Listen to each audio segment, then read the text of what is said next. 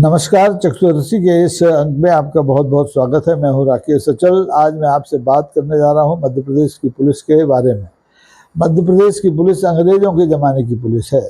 इसे आधुनिक बनाने के लिए मध्य प्रदेश की सरकार ने पिछले 50-60 साल में बहुत काम किया, लेकिन जो सुधार मूल होने चाहिए, जो असल में होने चाहिए, उनके बारे में ध्यान नहीं दिया।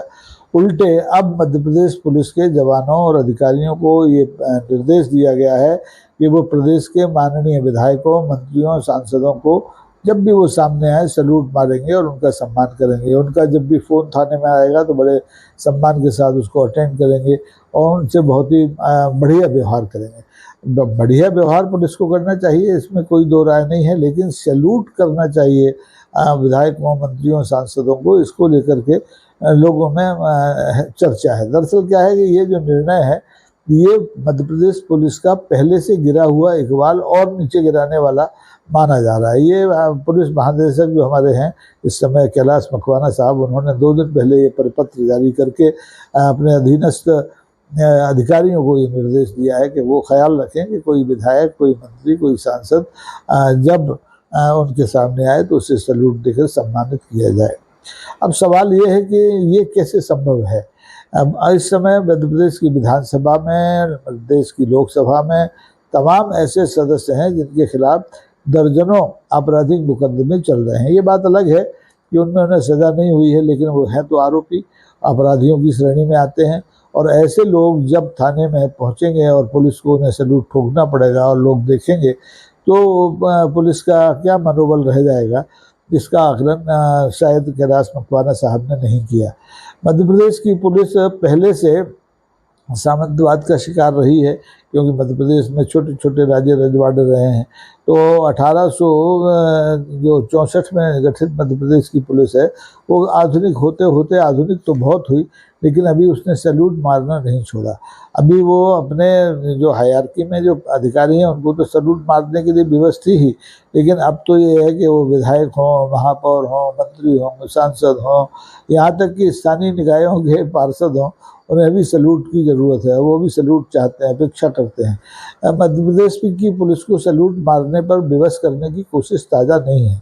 2007 में जब मध्य प्रदेश में भारतीय जनता पार्टी की ही सरकार थी, तब से ये कोशिश हुई है। तब से लगातार ऐसे परिपत्र जारी होते रहे हैं। 2007 में हुआ, 2011 में हुआ, 2017 में हुआ, फिर 2019 में हुआ, 2021 और 2022 में भी ऐसे परिपत्र जारी हुए, लेकिन उसे इन परिपत्रों को जो समझदार पुलिस अधिकारी हैं उन्होंने बलाए ताक रख दिया और उन पर अमल नहीं किया। लेकिन अब नए जो पुलिस महानिदेशक हैं वो इस मामले में सख्त हैं। उनका कहना है कि आपको इसका पालन करना ही पड़ेगा, आपको विधायकों, सांसदों, मंत्रियों और दीगर जनप्रतिनिधियों को सैल्यूट मारना ही पड़ेगा।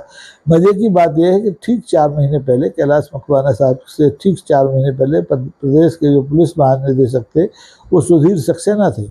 उन्होंने एक परिपत्र जारी करके अपने मातहतों मुझे कहा था कि अब पुलिस का कोई भी जवान, कोई भी अधिकारी केवल राज्यपाल को सैल्यूट करेगा और उसके अलावा किसी को सैल्यूट नहीं करेगा, चाहे वो मुख्यमंत्री हों, चाहे मंत्री हों, चाहे सांसद हों, चाहे विधायक हों। अब 4 महीने में पुलिस का चरित्र एकदम कैसे बदल जाएगा, क्यों बदला जा रहा है, ये तहकीकात करने की ज़रूरत है।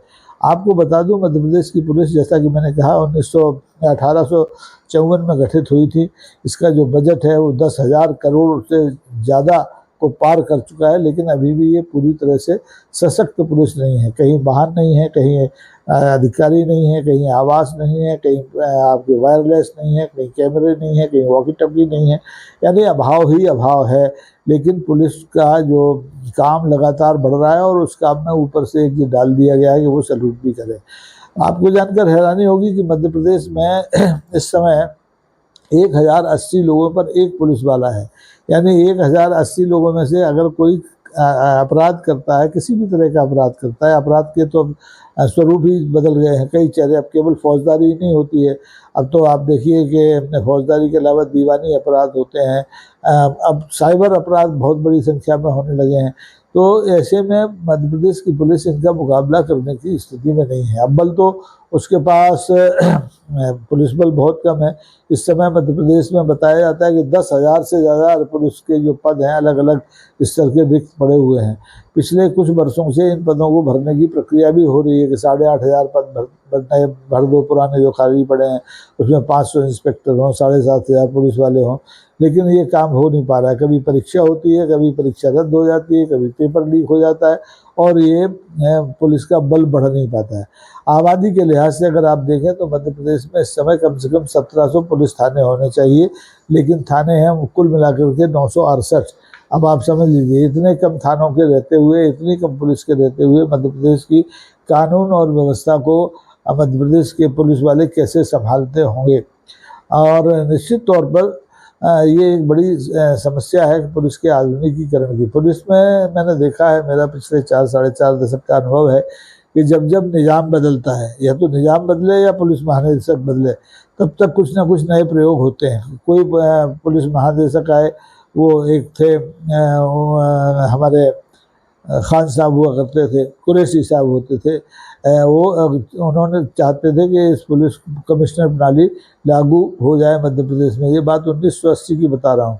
लेकिन पुलिस कमिश्नर प्रणाली लागू होते होते होते होते बरसों बीत गए और बड़ी मुश्किल से केवल भोपाल और मध्य प्रदेश में ये प्रणाली लागू हो पाई। इसको भी 5 साल से ज़्यादा हो गए और अब इस प्रणाली की न तो समीक्षा की गई है, न इसका विस्तार किया गया है, और न इस कमिश्नर प्रणाली की वजह से होने वाले नफ़ा नुकसान का भी कोई आकलन किया गया है। अब बस ढर्रे पर गाड़ी चल रही है। कानून और व्यवस्था की स्थिति आप इलाहाबाद में, इंदौर में देख लें, चाहे भोपाल में देख लें, लगातार बिगड़ रही है। स्थिति ये है कि अब जो हमारे माननीय जनप्रतिनिधि हैं, जो पुलिस के महानिदेशक के मुताबिक सैल्यूट के हकदार हैं, उनमें से बहुत से लोग अभी भी आपराधिक मामलों में लिप्त हैं, आरोप उनके ऊपर हैं। करेरा के पास पिछोर एक जगह वहाँ के विधायक हैं प्रीतम सिंह लोधी, वो अपने ज़िले के पुलिस अधीक्षक के खिलाफ मोर्चा खोलकर बैठे हैं। उनका कहना है कि उनका जो जिले का पुलिस अधीक्षक है उनके टेलीफोन टेप करा रहा है और उनको मारने, जान से मारने की षड्यंत्र कर रहा है। लोधी साहब का पुराना इतिहास तो मध्य प्रदेश के लोग जानते हैं। वो पूर्व मुख्यमंत्री उमा भारती साहब के बहुत नज़दीक रहे हैं, उनके धर्म भाई रहे हैं, और उनको पुलिस ने, ग्वालियर की पुलिस ने कई बार जेलों में बंद किया, थानों में बंद किया, मारा पीटा, लेकिन उनकी किस्मत में विधायक बनना था तो वो विधायक बन गए। ऐसे ही अभी आपने देखा देवास के एक विधायक हैं, उनके बेटे ने आधी रात को एक वहाँ पर प्रसिद्ध देवी मंदिर है उसके दरवाजे खुलवा लिए, पुलिस पुजारी को धमका के, डरा के। तो ऐसी तमाम घटनाएं, एक कितनी घटनाएं गिनाएं। मालवा के कई विधायक हैं जो सत्तारूढ़ दल के विधायक हैं जो अपनी पुलिस से परेशान हैं। कुछ पुलिस उनसे परेशान है, कुछ पुलिस वालों से माननीय जनप्रतिनिधि परेशान है। ऐसी स्थिति में ये जो नया आदेश है कि पुलिस का कर्मचारी, पुलिस का अधिकारी माननीयों को सैल्यूट ठोके, तो बड़ा विसंगतिपूर्ण है। इससे पुलिस का इकबाल बढ़ने के बजाय और कम होता है। इस बारे में माननीय हमारे जो पुलिस महानिदेशक साहब हैं, शायद उन्होंने सोचा नहीं, क्योंकि उन्हें तो जो हमारे उनके जो राजनीतिक आका हैं उनकी इच्छाओं की पूर्ति करना है। किसी ने कहा तो उन्होंने परिपत्र जारी कर दिया।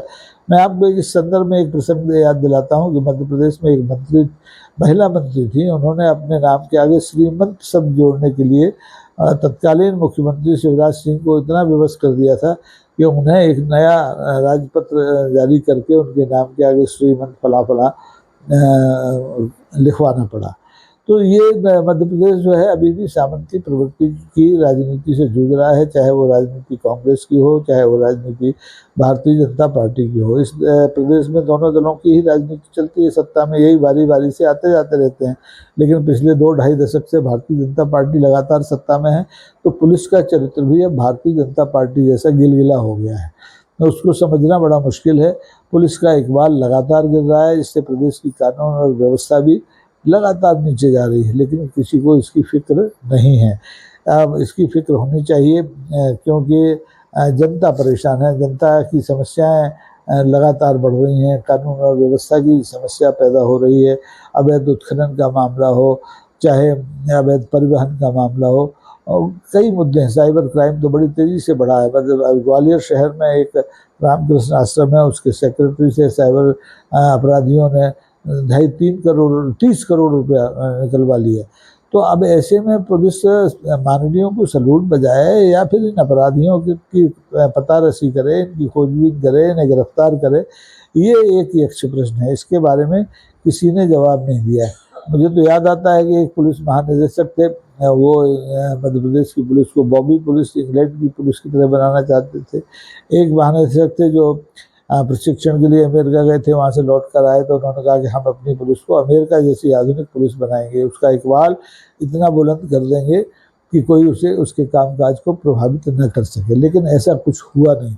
पिछले 20-22 साल में नहीं हुआ और उसके पहले के सालों को जोड़ लें तो आधी सदी में नहीं हुआ। पुलिस के साधन बढ़े, निश्चित तौर पर पुलिस कर्मियों के लिए आवास सुविधाएं बढ़ी, लेकिन पुलिस को जितना बल मध्य प्रदेश को चाहिए वो नहीं बढ़ा। रिक्त पद पड़े हुए हैं खाली, उनको भरने की कोई कोशिश नहीं हो रही है। प्रमोशन समय से नहीं हो रहे हैं, पुलिस थानों की संख्या नहीं बढ़ाई जा रही है और ना उनके संसाधन बढ़ जा रहे हैं, ना उनके पास जीपें हैं, ना उनके पास वॉकी टॉकी है, ना उनके पास कैमरे हैं।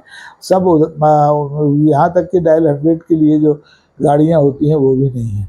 तो ऐसी स्थिति में मध्य प्रदेश पुलिस का जो भविष्य है वो क्या होगा, इसकी कल्पना आप बहुत आसानी से कर सकते हैं।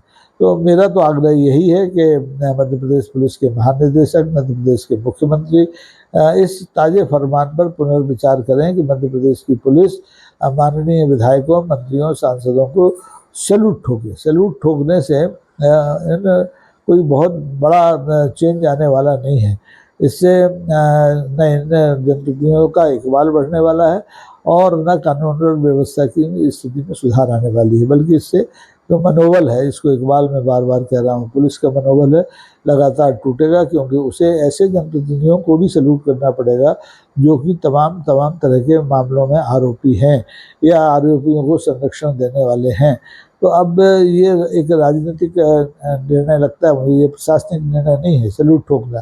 प्रशासनिक निर्णय तो ये होता है कि भाई पुलिस के आपने नए थाने खोल दिए, आपने पुलिस की नई भर्तियां करा दी, आपने पुलिस को नए वाहन दे दिए, आपका बजट बढ़ता जा रहा है। जैसे जैसे सुरक्षा बजट बढ़ावा ताश दूध गम रूप बढ़ावा। आप जितना बजट बढ़ा रहे हैं, आप जितने संसाधन दे रहे हैं, उससे ज़्यादा की ज़रूरत पड़ रही है। आप देखेंगे देश प्रदेश में जिस ढंग से शहरीकरण हो रहा है, अभी तक ये नियम नहीं है कि कोई नया कॉलोनाइजर पुलिस थाने में जाकर के अनापत्ति प्रमाण पत्र लाए कि भाई नई कॉलोनी बनाने के लिए पुलिस की एनओसी उसके पास हो, क्योंकि पुलिस को पता ही नहीं होता है उसके इलाके में कौन सी नई कॉलोनी बन गई।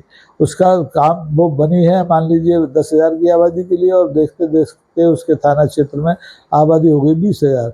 अब वो कानून और व्यवस्था की स्थिति कैसे दे, वो गश्त कैसे करे, वो अपराधियों का पीछा कैसे करे, उन्हें पकड़े कैसे, ये तमाम सवाल हैं। इन पर अभी तक कोई विचार करने को तैयार नहीं है।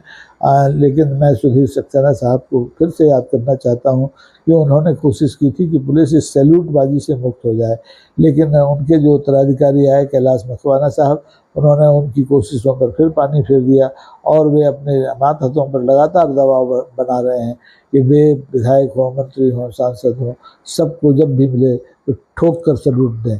अब आप भी देखिए, हो सकता है कल आप भी चाहेंगे आपको भी ये सैल्यूट मिलना चाहिए, मिल भी सकता है। सरकार चाहे तो कुछ भी हो सकता है। आज के लिए बस इतना ही। आप देखते रहिए चक्षुदर्शी।